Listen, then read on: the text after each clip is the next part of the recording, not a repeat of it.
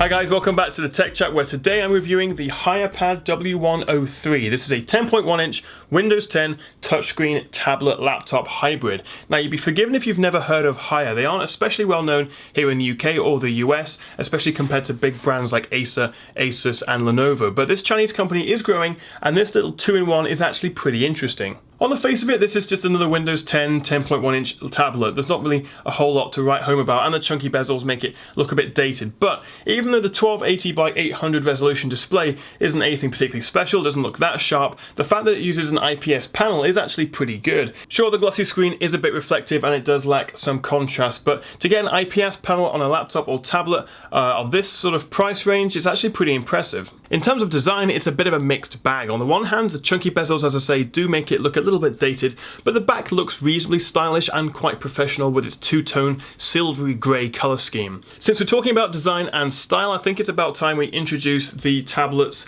laptop dock, which transforms the tablet into a laptop. The tablet locks into the magnetic dock, and almost instantly you've got a full QWERTY keyboard for your Windows 10 tablet.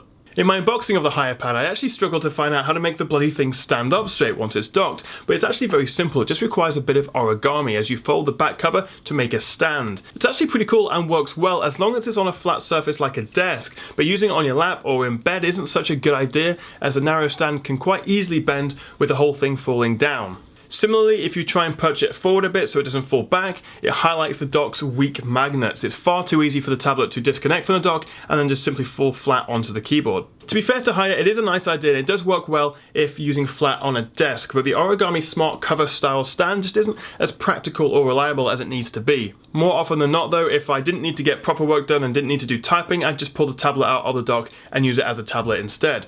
But you do have the option, which is the cool thing about it, and the keyboard is actually surprisingly good. If you want to get some work done, the chick-click keys have about 1mm of travel and are well spaced out, so typing felt pretty natural despite its relatively small size. The small enter key did take a little while to get used to, but on the whole I was really impressed by the keyboard. Unfortunately, the trackpad isn't quite as good. The plastic surface feels cheap and the physical left and right click buttons are a bit spongy and plasticky. Now, unlike some other hybrid tablet laptops, the Haier Pad dock doesn't contain a battery or any ports. It's just simply a keyboard and a trackpad. The keys are nice and responsive, but generally the dock just feels a bit plasticky, feels a bit cheap. It's not very appealing to use in my opinion. As I say, there aren't any ports on the dock itself, but the tablet does feature one USB 2 port, a mini HDMI, a micro USB, and a 3.5mm jack alongside a micro SD card slot for expandable memory. It's a bit of a shame we only get a USB 2 port, but it's still got a solid range of connections. The tablet does feature front and rear cameras, but the less said about those the better. The quality is pretty terrible and barely good enough for video chats. I definitely wouldn't have a Skype interview or something on one of these. Elsewhere, the Windows 10 logo acts as a capacitive button which opens the start menu when pressed. There's also dual speakers on the left side of the device, which aren't that great unfortunately either. They sound pretty weak and a bit tinny, and even though there are two separated speakers, since they're both on the same side, it still sounds as if we're getting a very monodirectional sound when listening to it. It would have been nice if they put one speaker on each side of the device.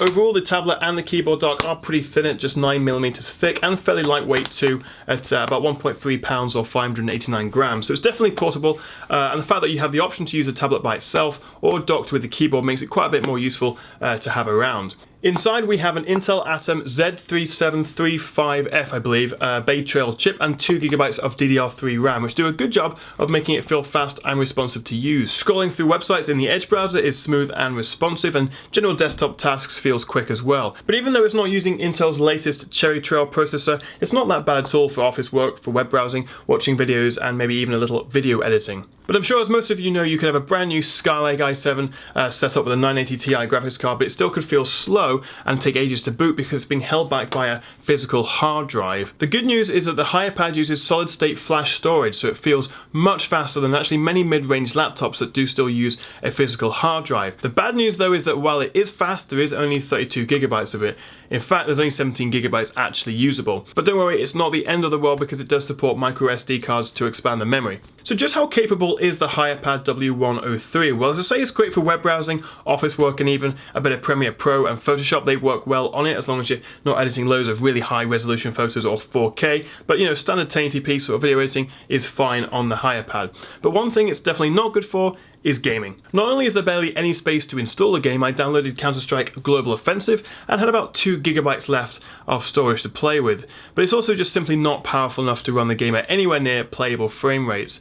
CSGO uses the Source engine, which is actually really optimized and runs well on most PCs. However, the Bay Trail's 1.8 GHz chip and integrated graphics couldn't even break double-digit frame rates at the absolute lowest settings in CSGO. It's completely unplayable. You might just possibly be able to play Minecraft at low settings, but that's about it. This really isn't for gaming at all. On the bright side though, battery life is excellent. I can get a solid 6 to 7 hours out of it with brightness at about 50% and battery saver mode enable. It's actually really impressive considering it's such a budget tablet, and it's thanks to the huge 8000 mAh battery in the tablet itself. Charging does take quite a while, but if you just plug it in overnight, it's not really an issue. It's also pretty great to see that there's almost no bloatware whatsoever installed on the tablet. Setting it up for the first time and getting onto the desktop for the first time, it was refreshing just to see the recycle bin. There was no antivirus, no McAfee, no weird Haier sort of apps that you had to get rid of or uninstall. Well done, Haier, for that.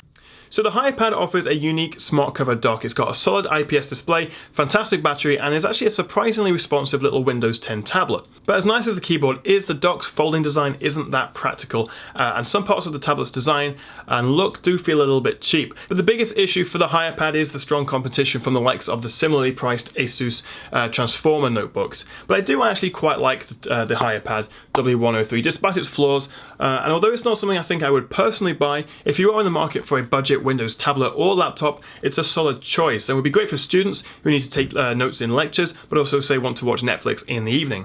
So if you are interested in buying the Haier Pad W103, it is available on the US Amazon store for $240, although Haier themselves has very kindly emailed me a code which you guys can use to get 20% off this, so it brings it down to $189. You can find the code details and links in the description below. Haier doesn't actually sell the tablet on Amazon UK yet, unfortunately, but the company has told me you can find it on eBay, which ships internationally. Again, the link is in the description below, so go and check that out. So I hope you found this review helpful. Let me know what you think of the Haier Pad in the comments below, and also, do you think hybrid laptop tablet things are a good idea, or would you rather just have a normal Windows, say, or Mac laptop and then a tablet as well? But thank you very much for watching, guys. Please do like and subscribe if you enjoy my videos, and I'll see you again right here on the Tech Chap.